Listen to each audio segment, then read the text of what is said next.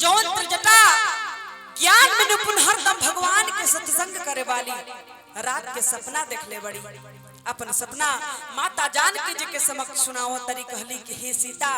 रात को सपना देखनी वो सपना में गो बांदर आई सारा लंका के जरा के चल गई सारा राज विभीषण जी के मिल गई बा बड़ा भाव से सपना सुनाओ तरी त्रिजटा कहली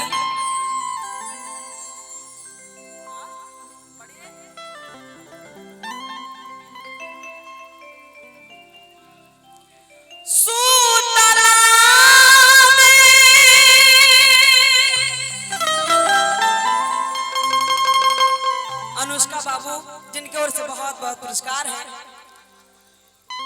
मैया से बहुत बहुत आशीर्वाद इनके लिए सुतला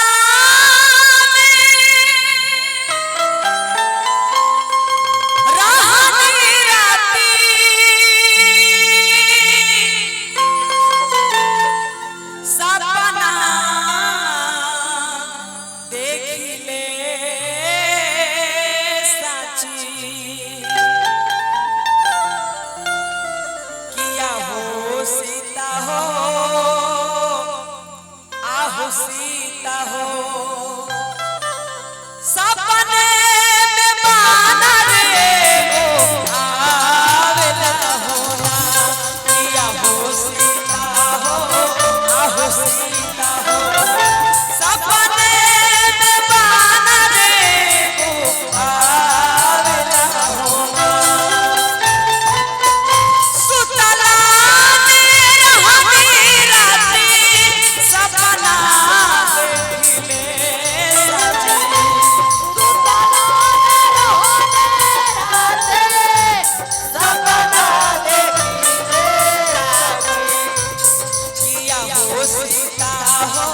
सीता हो सपने में बाना रे आवेला होना किया हो सीता हो आहो सीता हो सपने में बाना रे हो आवेला होना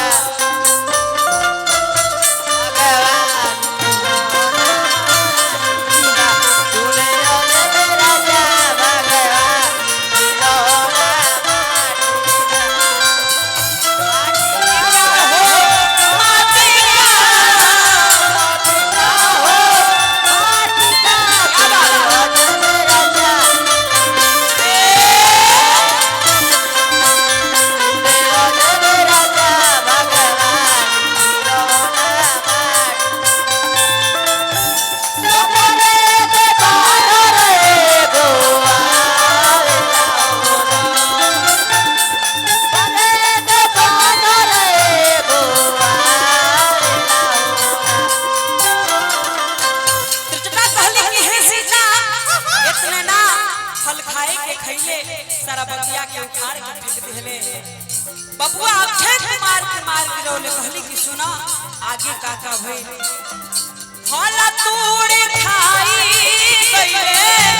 बगिया उजाड़ी फल तोड़ खाए गईले बगिया उजाड़ी फल तोड़ खाई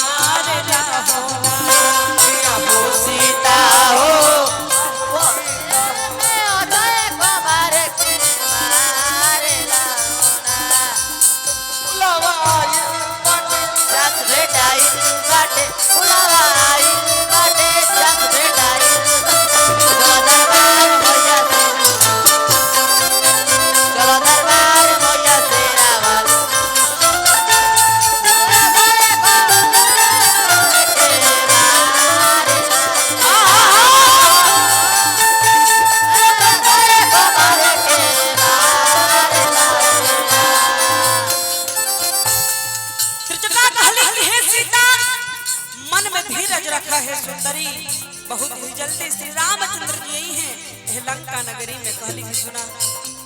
मानवा पे धीरज